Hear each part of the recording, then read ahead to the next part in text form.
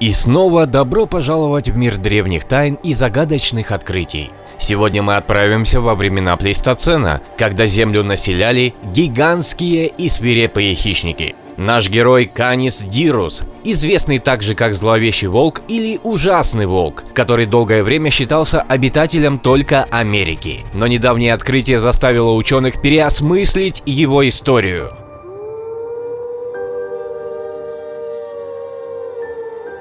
Канис Дирус был самым крупным представителем рода волков, значительно превосходя в размерах своего двоюродного брата Серого Волка. Представьте существо длиной до 1,5 метра, со свирепым обликом, достойным легендарных гигантских волков из фильма «Игра престолов». Несмотря на это, именно Серый Волк выжил и процветал, в то время как Канис Дирус исчез около 10 тысяч лет назад.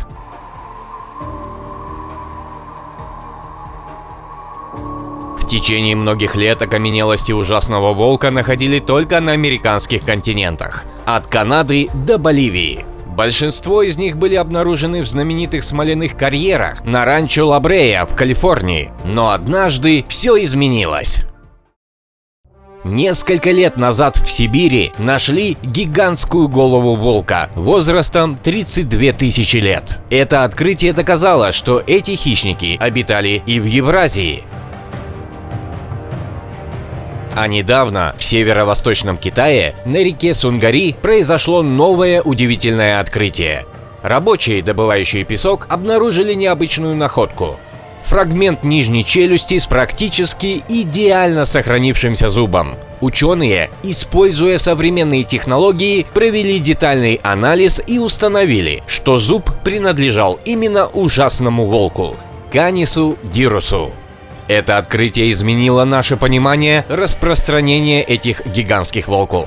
Ученые предполагают, что Канис Дирус мог перейти из Америки в Азию через древний Берингов сухопутный мост, соединявший Аляску и Россию. Однако конкуренция с такими же крупными и свирепыми хищниками, как пещерные гиены, вероятно, помешала им процветать в Азии. Итак, Канис Дирус, зловещий волк Плейстоцена, продолжает открывать перед нами новые тайны своей древней жизни. Эти находки напоминают нам о том, как мало мы еще знаем о древнем мире, который по-прежнему полон загадок и мистики. Представьте себе существо, чьи зубы были больше вашей ладони, а сила укуса могла сравниться с тираннозавром. Это мегалодон. Это самая крупная акула, когда-либо бороздившая океаны нашей планеты. Сегодня мы погрузимся в тайны этого невероятного хищника, который исчез около 2,5 миллионов лет назад.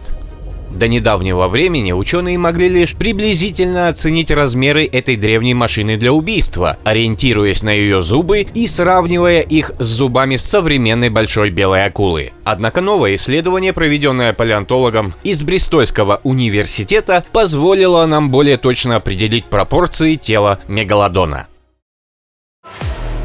Используя математические модели и сравнения с близкими родственниками мегалодона, такими как мака и лососевая акула, взрослая особь мегалодона достигала в длину более 16 метров. Голова этого гиганта была размером почти 5 метров, а высота спинного плавника превышала 1,5 метра. Чтобы лучше представить размеры этого существа, вспомните фильм «Мег. Монстр глубины». Согласно расчетам ученых, мегалодон с легкостью мог поместить в пасть 2,5 Джейсона Стэтхэма, оставив еще место для десерта. Его хвостовой плавник также поражает воображение, достигая почти 4 метров от основания до кончика. Подробная реконструкция тела мегалодона не просто удовлетворяет наше любопытство, но и помогает глубже понять физиологию этого гиганта. Такие знания могут пролить свет на причины его внезапного исчезновения, помогая ученым раскрыть тайны древних океанов. Итак, мегалодон продолжает открывать перед нами новые загадки своей древней истории, маня нас в мир, который давно исчез, но продолжает удивлять. Сейчас мы отправляемся в заснеженную Сибирь, в сердце России, чтобы раскрыть загадку, скрытую льдом на десятки тысяч лет. Недавно здесь было сделано уникальное открытие – 2 невероятно хорошо сохранившихся пещерных медведя. Существа, исчезнувшие более 15 тысяч лет назад. Пещерные медведи или Ursus spilius населяли Евразию около 400 тысяч лет назад. Представьте себе гигантского хищника длиной до 3,5 метров и высотой в плечах почти до 2 метров. Самые крупные особи могли весить до 600 килограмм. Это примерно столько же, сколько и современный белый медведь. До сегодняшнего дня палеонтологи находили в основном лишь кости и зубы этих животных. Но недавно исследователи из Якутского федерального университета объявили о находке мирового значения. Оленеводы обнаружили взрослого медведя на острове Большой Ляховский, а вскоре после этого был найден детеныш в Якутии. Возраст этих двух особей оценивается в диапазоне от 22 до почти 40 тысяч лет. Их останки сохранились настолько хорошо, что уцелели даже мягкие ткани, внутренние органы, носы и шерсть. Это поистине уникальный случай, впервые в истории позволяющий нам так близко познакомиться с этими древними животными. Палеонтолог из Якутского университета подчеркнула важность этого открытия. Ученые планируют применить все современные методы исследований, включая молекулярную и генетическую аналитику. Первым шагом станет радиоуглеродный анализ для точного определения возраста находок. Благодаря этим исследованиям ученые надеются лучше понять образ жизни пещерных медведей, выяснить, чем они питались и, возможно, раскрыть причины их исчезновения. Эта находка открывает нам новую главу в понимании древних обитателей нашей планеты, вновь напоминая нам, насколько много тайн хранит природа в своих глубинах. Недавнее исследование, опубликованное в журнале Vertebrate Paleontology, пролило новый свет на несколько видов дейнозухов: Deinosuchus hatcheri, Deinosuchus riograndensis и Deinosuchus schwimmeri. Эти гигантские рептилии, достигающие до 10 метров в длину, обитали в Северной Америке 82 миллиона лет назад. Зубами размером с бананы и огромной мощью дейнозухи были способны нападать даже на самых крупных динозавров своего времени. Следы укусов на окаменелостях явно показывают, что эти полуводные монстры питались крупной добычей, охотясь на динозавров, осмелившихся приблизиться к воде. Доктор из Нью-Йоркского технологического колледжа, руководивший исследованием, отметил, что дейнозух был настоящим кошмаром для животных того времени. Однако ученые заметили и некоторые загадочные особенности в морфологии этих существ. Длинная широкая морда с выпуклым концом, на котором были две большие дыры. Нечто совершенно уникальное, не имеющее аналогов у современных крокодилов. Назначение этих загадочных отверстий пока остается неизвестным. Ученые надеются, что дальнейшие исследования помогут раскрыть эту тайну. Тем временем палеонтолог из Университета Айовы подчеркивает, что открытие показывает нам, насколько динамично развивались крокодилы, вопреки распространенному мнению о них как о живых окаменелостях.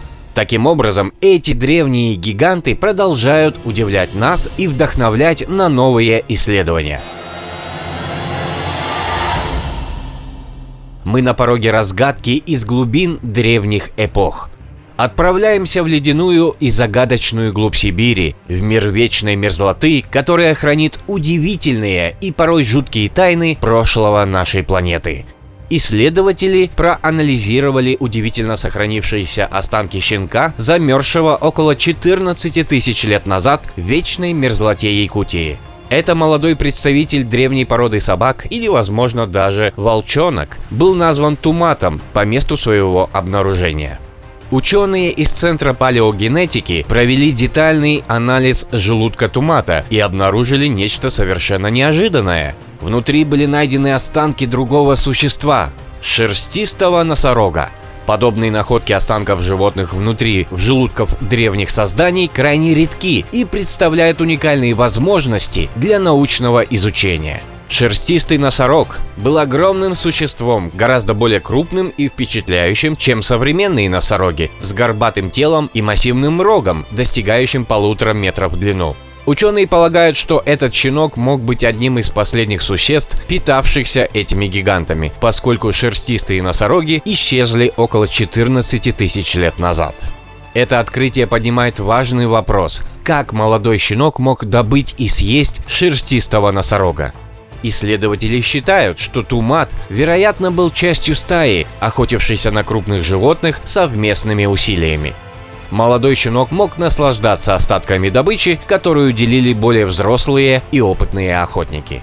Подобные находки позволяют нам приоткрыть завесу тайны над древним миром, расширяя свои знания о жизни и поведении существ, населявших Землю много тысячелетий назад.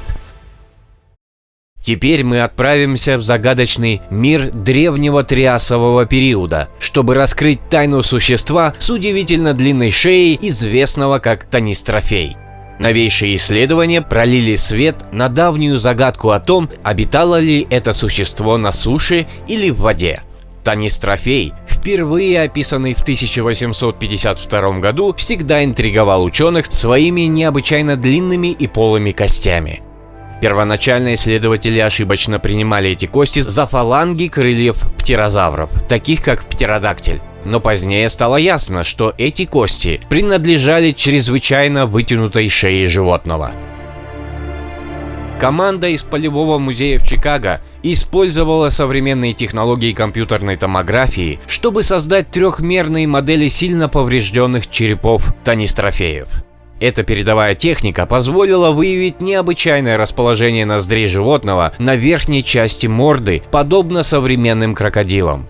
Это открытие дало ученым важное доказательство того, что танистрофей был преимущественно водным существом, вероятно, выходившим на сушу только для откладывания яиц. Другая интрига заключалась в том, что в том же регионе современной Швейцарии были найдены окаменелости двух размеров. Это более крупные существа длиной до 6 метров и меньшие чуть более метра. Были ли маленькие танистрофеи молодыми особями или отдельным видом? Анализ годичных колец костей показал, что маленькие экземпляры были взрослыми животными. Таким образом, были идентифицированы два разных вида.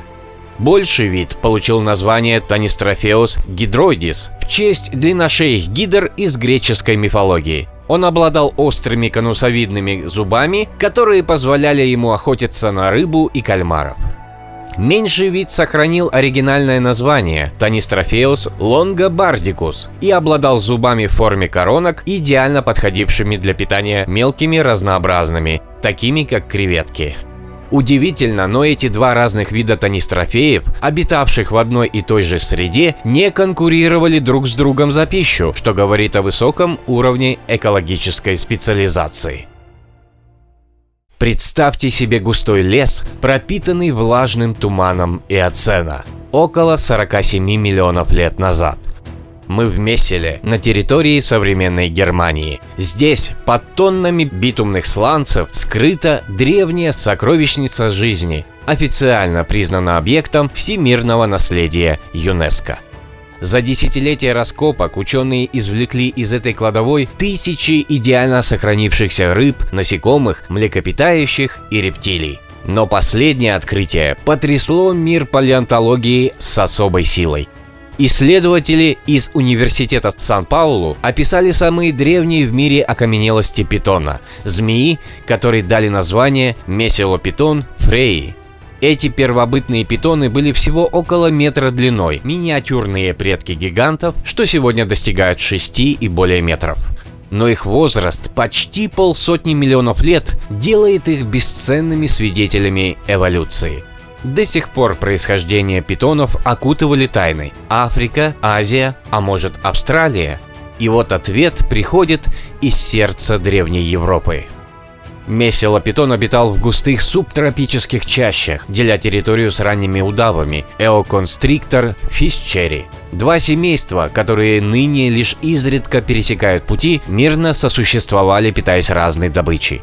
Это опровергает прежнее мнение, что питоны и удавы не могли делить один биотоп из-за конкуренции. Судьба европейских питонов складывалась драматично. Они исчезли с континента, когда климат стал суше и прохладнее. вернулись в теплом Миоцене 23 миллиона лет назад, а затем снова покинули Европу навсегда. Их история напоминает нам, как хрупки даже самые древние родословные перед лицом перемен Земли. Доктор Кристер Смит из института Зенкенберга говорит: каждая крошечная кость из месселя – это ключ к великой мозаике эволюции. И действительно, миниатюрный скелет питона, извлеченный из камня, открывает окно в мир, где тропический лес покрывал Германию, а на ветвях шевелились предки лемуров. Посмотрели видео? Ставьте палец вверх и оставляйте комментарии. Также подписывайтесь на канал и не забудьте нажать на колокольчик, чтобы не пропустить новые и интересные видео от канала «Реальное нереальное».